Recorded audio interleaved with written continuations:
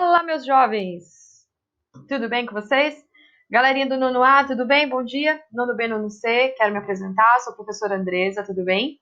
Eu divido com a professora Amanda essa disciplina de física, como vocês já devem saber, e nós estamos trabalhando em conjunto, ou seja, eu vou produzir alguns materiais, a professora Amanda vai produzir outros materiais, e a gente vai compartilhando com vocês, dividindo o nosso trabalho.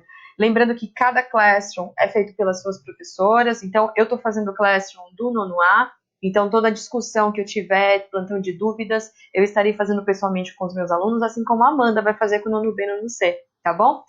Galera, então vamos falar um pouquinho do espectro eletromagnético hoje. Eu vou puxar isso aqui para não ficar atrapalhando a gente enquanto a gente continuar conversando. Então, bora para a apresentação. Senhores, espectro eletromagnético é um dos tópicos principais que a gente está vendo aqui nessa área da física, porque a gente saiu agora daquela fase de onda mecânica, agora a gente está entrando em onda eletromagnética. A gente já vai revisar um pouquinho isso também, tá bom? Bom, como é que vocês irão estudar nesse período? À distância ou não à distância? Vocês vão usar esses slides, como a gente vai deixar disponível para vocês. A gente vai colocar alguns materiais de apoio também. A videoaula sempre que a gente terminar uma videoaula, vai ter o slide como material de apoio e uma atividade. Então, para vocês checarem se vocês conseguiram de fato entender aquilo que a gente está discutindo nessas aulas, tá bom? Bom, primeira coisa que eu vou querer definir com vocês é o que são ondas eletromagnéticas, mas antes de definir ondas eletromagnéticas, vamos falar de algumas curiosidades? Olha só, o século XXI ele é conhecido como o século da sociedade eletrônica, da alta velocidade, da miniaturização. Gente, hoje já tem pesquisas desenvolvidas na área da tecnologia para produzir essas telas aí, ó, telas que dobram. Olha só que legal essa outra. São telas que abrem. Ela é uma tela que ela deve ser enroladinha, né? E aí quando ele puxa essa tela, você consegue visualizar. É muito incrível. Isso só foi possível pelo conhecimento que a gente tem, o desenvolvimento e o conhecimento que a gente obteve nessa área que a gente está estudando a partir de agora. Essa mesma aula eu discutia com a galera alguns anos atrás, alguns anos porque eu não sou velha não, tá, gente? Mas alguns anos atrás, olha a imagem que eu usava para falar de alta velocidade, para falar de onda eletromagnética. Olha esse celular, cara. Esse é um Motorola, ó, muito antigo. E aí, quando a gente fala de onda eletromagnética, a gente pode falar também das micro-ondas, e a gente vai tirar aquela ideia da cabeça de algumas pessoas que, sei lá, nossa, o vapor que sai do micro-ondas, não sei se vocês estão conseguindo ver, tem um vaporzinho aqui saindo do alimento. Será que esse vapor é prejudicial? Será que colocar comida no micro-ondas pode ser prejudicial? Qual é a interação que as micro-ondas têm com a matéria? Tudo isso a gente vai discutir com vocês também. E radiação solar? Radiação solar, ela é incrível porque é uma matéria que a gente estuda em várias áreas da ciência da natureza. A gente estuda desde a formação dela até os aspectos eletromagnéticos, como a gente vai ver agora. Mas, assim, o mais interessante de tudo é que, a milhões de quilômetros de distância, explosões que estão acontecendo através de reações de fusão nuclear no Sol, a gente consegue sentir o calor daqui. Olha que interessante. Então, tudo isso que a gente está estudando envolve radiação visível, infravermelho, micro-ondas, radiação ultravioleta, ondas de radiofrequência e assim por diante. Vamos definir cada uma delas? Primeiro, vamos fazer uma revisão. Olha só, onda, então como a gente já estudou, é toda a sequência periódica de pulso na qual há transporte de energia sem haver transporte de matéria. E ela é dividida de acordo com sua natureza em onda mecânica, que nós já estudamos, que inclui, por exemplo, a onda sonora, e a onda eletromagnética. A onda eletromagnética, como esse primeiro tópico fala, ó, não necessita de um meio material para se propagar. É por isso que no espaço, que é vácuo, a gente às vezes consegue observar a penetração de alguns tipos de radiação. Então, como exemplos de ondas eletromagnéticas nós temos a luz, as ondas de rádio, Wi-Fi, tão importante para que a gente tenha essa aula, por exemplo, etc.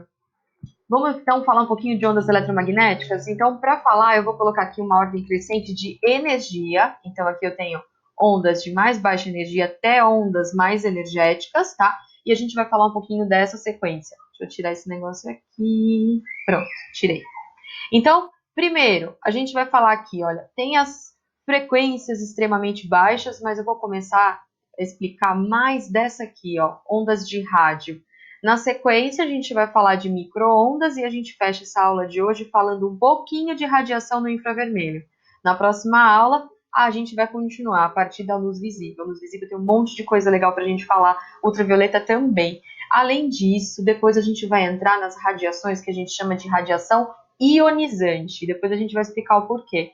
Mas, assim, de uma forma geral, é porque elas são muito energéticas.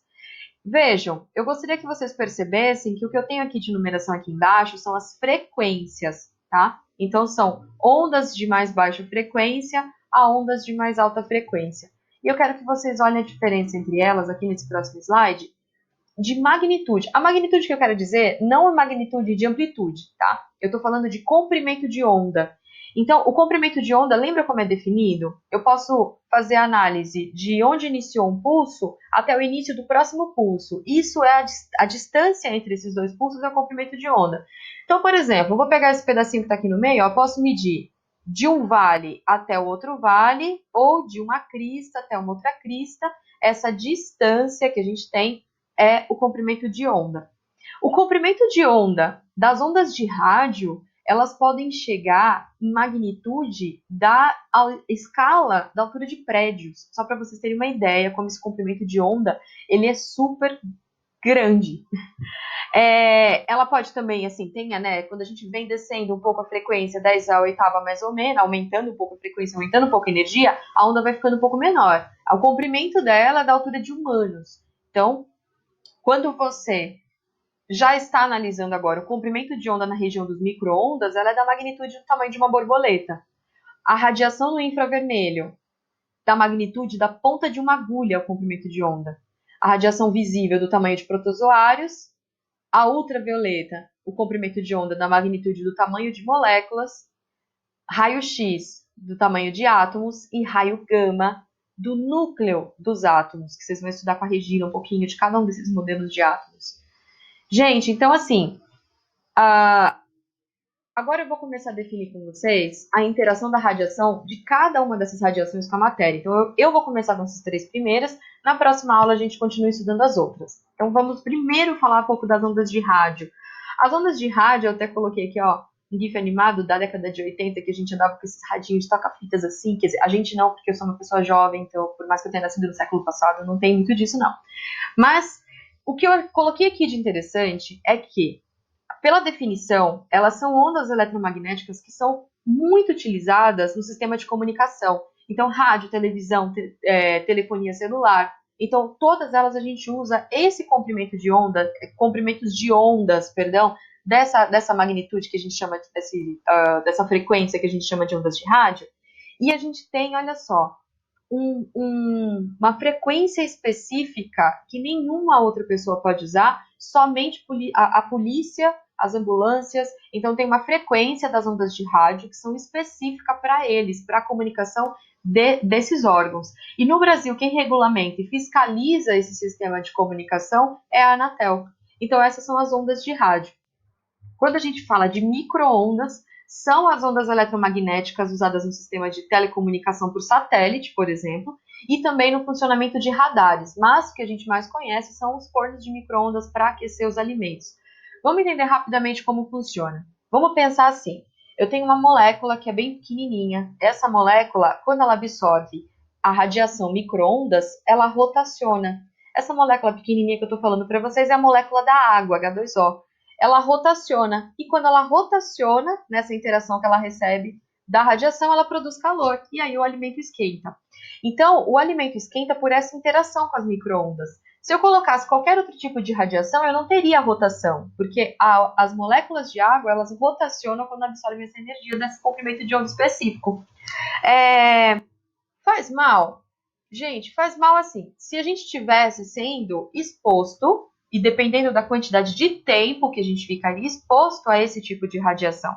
Como a gente fecha o micro-ondas, deixa o alimento lá dentro, a única coisa que a gente vai fazer, já não vai ter mais nenhuma micro-onda sendo emitida. Quando você abrir para retirar seu alimento, a única coisa que você vai receber é um alimento que liberou calor. As moléculas de água que rotacionaram liberaram calor. Então pode ficar tranquilo que aquela fumacinha que sai do seu alimento não é uma fumacinha radioativa. O infravermelho. Então, o infravermelho são ondas eletromagnéticas relacionadas à transmissão de calor. Elas podem ser usadas no funcionamento de sensores de presença, controles remotos eletroeletrônicos, câmera noturna, entre outros. Eu trouxe aqui para vocês um exemplo, ó, desse tipo de câmera. Nós somos cegos. A Amanda, ela provavelmente vai falar para vocês na próxima aula sobre de como funciona o processo da nossa visão. Nós somos animais praticamente cegos. Nós não enxergamos vários desses comprimentos de ondas que eu apresentei para vocês. A gente enxerga uma pequena fração que a gente chama de comprimento de onda visível. O infravermelho, se nós pudéssemos enxergar, nós veríamos provavelmente, como essa câmera que está mostrando nesse GIF aqui, regiões mais quentes e mais frias, por exemplo, do animal. As regiões mais frias, ó, essa mais azulada. Aqui, como você pode ver, a gente consegue ver onde a temperatura no gatinho é maior, tá bom? Então, gente, essa foi a nossa aula, que a gente falou um pouquinho, agora é com vocês. Bora para a atividade 1 lá nos formulários Google, para vocês fazerem essa atividade e ver se vocês conseguirem entender um pouquinho dessa aula. Um beijo, até mais! Tchau.